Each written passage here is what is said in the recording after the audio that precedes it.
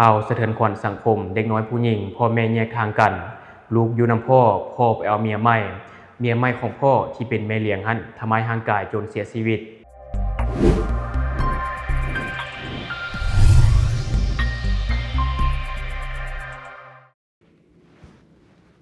สบายดีท่านผู้ชมยินดีต้อนรับเข้าสู่รายการ Talk the New และข่าวที่ข้าพเจ้าอยากจะนำเสนอในวันนี้ก็คือได้เกิดเหตุการณ์สะเทือนขวัญอีกแล้วเนาะเมื่อมีเด็กหญิงพ่อแม่แยกทางกันลูกไปอยู่นำพ่อไปเอาเมียใหม่ของพ่อที่เป็นแม่เลี้ยงหั้นได้ทำร้ายร่างกายเด็กหญิงดังกล่าวจนเสียชีวิตและเนื้อในของข้าพเจ้าได้มาจาก Facebook ที่มีชื่อว่าสอน GPS เนื้อในของโพสต์ก่อนระบุว่าเรื่องราวนี้เป็นเรื่องราวสะเทือนขวัญของผู้คนทั้งประเทศผัวเมียคู่หนึ่งแยกทางกันลูกแม่นอาศัยอยู่กับพ่อและพ่อก็มีเมียใหม่โดยความยากจนพ่อจึงออกจากบ้านไปหาเงินเพื่อเลี้ยงดูครอบครัวกว่าจะกลับมาฮอดเฮือนแต่ละมือก็ค่ำมืดการที่พ่อออกจากเฮือนไปแต่ละครั้งนั้นลูกแม่นอาศัยอยู่กับแม่เลี้ยงตามลำพังซึ่งแม่เลี้ยงก็มักจะทุบตีทำร้ายร่างกายโดยตลอดมาแต่ทุกครั้งลูกก็บ่กล้าเล่าสู่พ่อฟังย้อนยันแม่เลี้ยงตีพ่อแม่เลี้ยงข่มขู่เอาไว้ทุกครั้งที่พ่อออกไปเฮ็ดเวียกหญิงสาวก็จะอยู่กับแม่เลี้ยงตามลำพัง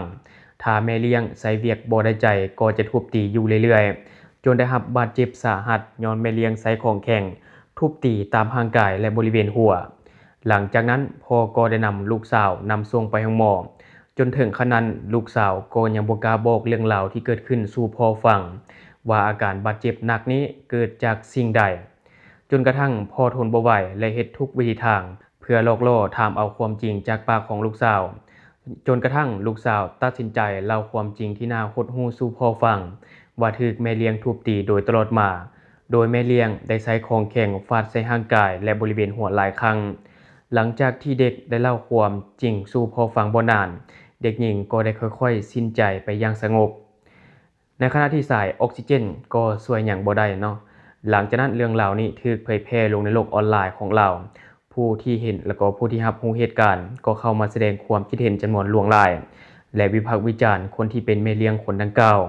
ซึ่งภาพของเด็กหญิงคนนี้แม่นกำลังถูกนำเสนออย่างแพร่หลายผ่านแฟนเพจต่างๆและที่ผ่านไปก็จะเป็นเนื้อในข่าวที่ถูกเผยแพร่ลงในสื่อสังคมออนไลน์และก็กำลังได้รับความสนใจจากสังคมเป็นจำนวนหลวงหลายแต่ความจริงแท้เป็นแนวใดนั้นเราก็ต้องรอท่าความคืบหน้าไปนำกันเนาะถ้าว่ามีหยังคืบหน้าหรือว่ามีข้อมูลอย่างออกมาเดี๋ยวทางรายการของเราจะเก็บเอามาฝากท่านผู้ชมเติมและวันนี้ข้าพเจ้าจะพาท่านผู้ชมมาติดตามอีกหนึ่งข่าวที่ว่าเจ้าหน้าที่ตำรวจได้มางแก๊งนักเลงอันธพาลปล้นทรัพย์ชิงทรัพย์ประชาชนซึ่งเจ้าหน้าที่สามารถกักตัวได้แล้วจำนวน16คนโดยในของข้าพเจ้าได้มาจากเพจความสงบซึ่งเป็นเพจของเจ้าหน้าที่แผนกตำรวจสืบสวนสอบสวนคดีอาญาปกสนครหลวงเวียงจันทร์ให้รู้ว่าในวันที่19มกราคม2026ที่ผ่านมาเจ้าหน้าที่แผนกตำรวจสืบสวนสอบสวนคดีอาญาห้องตำรวจกองบัญชาการปกสนครหลวงเวียงจันทร์ได้รับแจ้งจากปกสเมืองจันทบุรีว่ามีเหตุคนร้ายปล้นทรัพย์ของประชาชนอยู่บริเวณร้านอาหารสามแยกปากปราสักตั้งอยู่บ้านสีทานเหนือเมืองสีโคตะบองนครหลวงเวียงจันทร์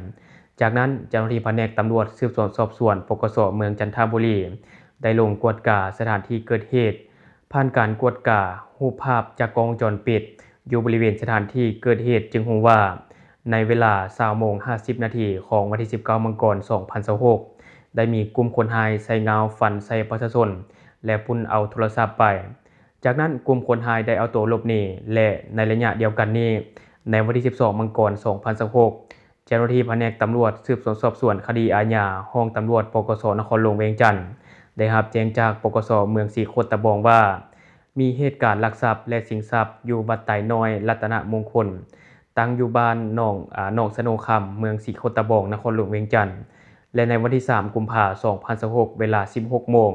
เจ้าหน้าที่แผนกตำรวจสืบสวนสอบสวนคดีอาญาห้องตำรวจกองบัญชาการปกสนครหลวงเวียงจันทร์ได้รับแจ้งจากปกสเมืองจันทบุรีว่ามีเหตุคนร้ายปล้นทรัพย์อยู่เขตปั๊มน้ำมันเก่าตั้งอยู่บ้านอุบมงเมืองสีโคตะบองนครหลวงเวียงจันทร์ภายหลังได้รับแรงข่าวแล้วจึงได้ขีบฮอนลงเก็บกำข้อมูลโดยสมทบกับกองบัญชาการปกสเมืองจันทบุรีกองบัญชาการปกสเมืองสีโคตะบองและกรมตำรวจสืบสวนสอบสวนกรมใหญ่ตำรวจกระทรวงปกสมาตั้งแต่วันที่14มกราคมถึงวันที่4กุมภาพันธ์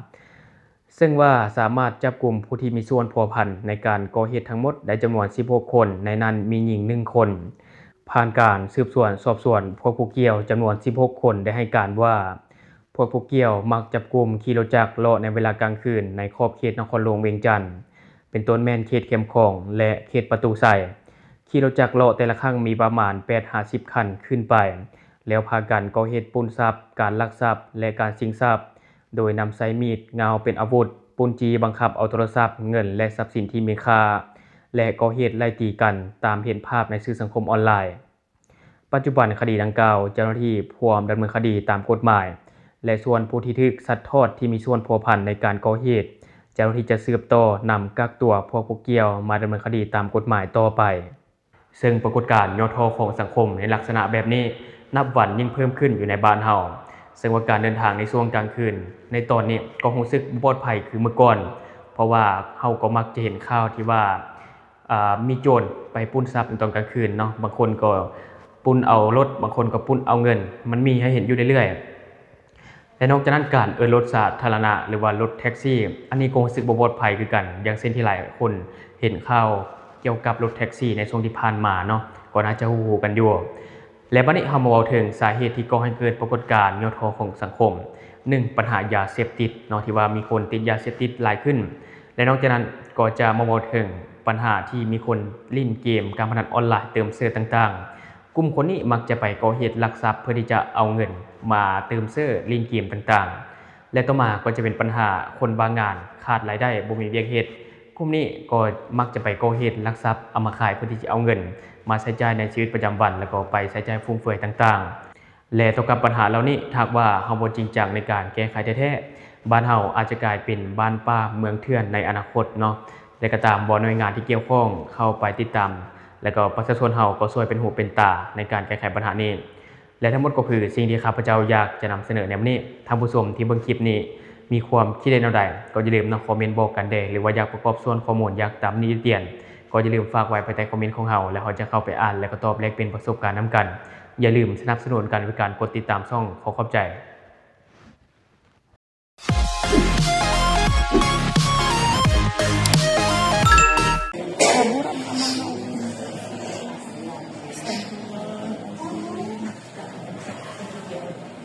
Allah